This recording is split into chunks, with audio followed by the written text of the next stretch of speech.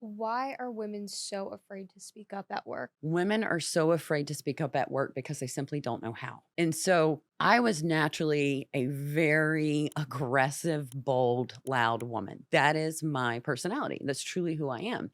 And so when other women try to mimic me, that isn't naturally that style, it fails miserably and no one believes it because it's not authentic. Mm. Right. But I also got a lot of shit for doing that. And I had to be very careful where I worked in corporate America. So, for example, I took an assignment in the Bible Belt and it was for a full year.